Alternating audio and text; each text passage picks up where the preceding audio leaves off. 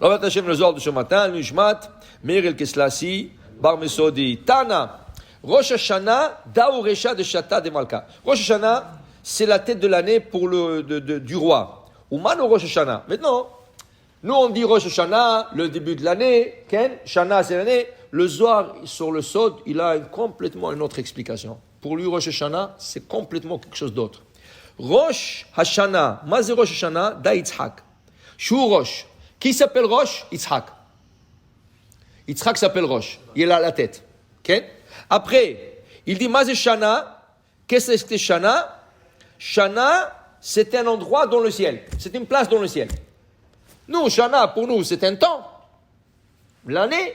Mais pour Zohar, Rosh, c'est Yitzhak. Shana, c'est une place où se trouve Yitzhak. Rosh Hashanah, c'est la place où il y a du jugement qui sort dans le monde. Ok? Il dit ici, Begin kar, à cause de ce jugement, Kol ba'e olam, ovrim lefanav, kivne maron. Tout le monde passe comme bne maron. La Gemara de Rosh Hashanah, il y a une Gemara Rosh Hashanah, elle pose la question, qu'est-ce que c'est maron? Qu'est-ce que c'est marron? Tout le monde passe devant Hachem comme des marrons. C'est quoi des marrons? Dit la Gemara, marron, il y a 3 explications.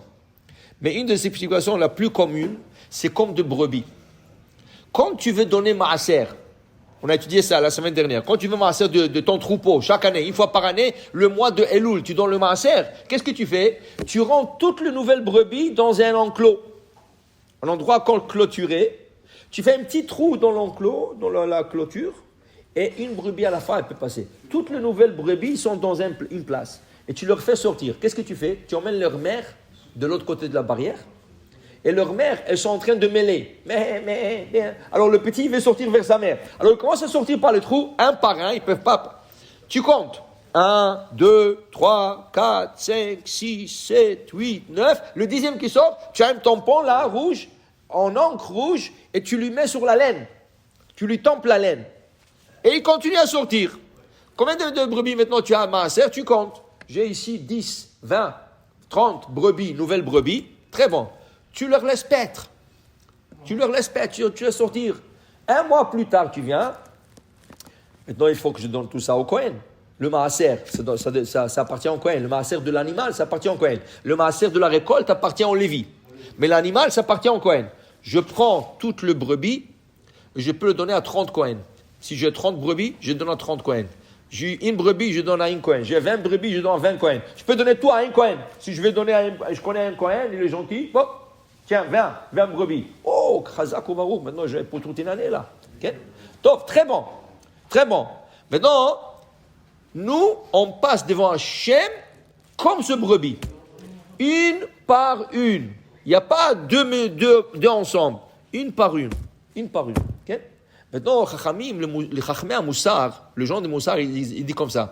Cette brebis n'est pas intelligente. Elle n'est pas intelligente. Pourquoi?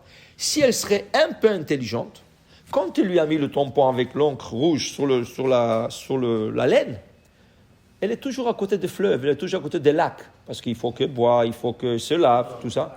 Elle serait rentrée là-bas, elle serait trempée dans le lac, okay?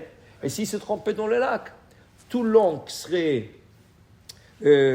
fondu, parti, et là, le propriétaire, il vient, où est-ce qu'il est?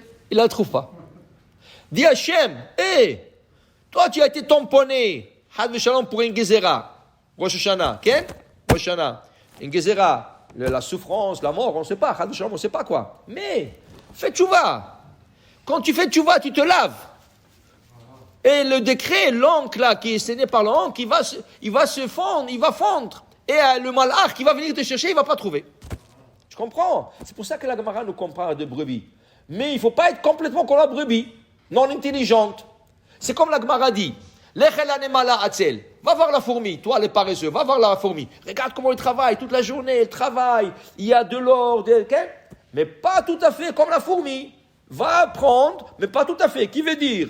La fourmi, elle travaille trop. Elle travaille 7 jours sur 7, 24 heures. Mais est-ce que c'est toi, tu veux être comme la fourmi comme ça? Non. Rien que va voir comment ne pas être paresseux, mais ne sois pas tout à fait comme elle. Alors, quand tu apprends de quelqu'un, tu essaies d'améliorer qu'est-ce que tu vois. Alors nous, on regarde la brebis. Alors on ne veut pas être comme elle. Mais on va utiliser notre intelligence pour se laver, pour s'améliorer, pour qu'Hachem, s'il y a un décret, il le fasse. Alors il dit, c'est ça. Rosh, c'est Yitzhak.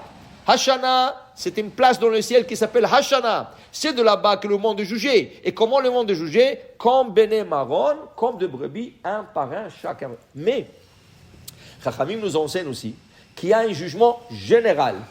C'est quoi général? Peut-être sur ton jugement personnel, tu es coupable. Okay? Mais quand Hachem regarde, lui, mais écoute, lui, il va aider 10 personnes cette année. Il va donner tzedaka, il va, je sais pas, il va faire quelque chose pour aider des gens. Okay?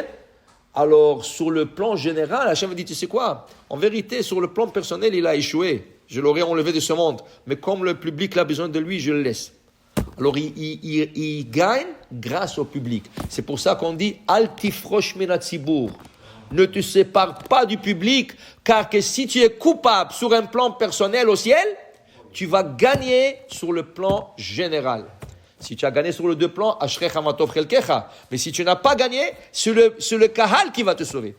Parce que tu fais partie d'un tzibour, d'un kahal. Tu pries toujours avec ce kahal. Tu fréquentes ce kahal. Tu aides ce kahal.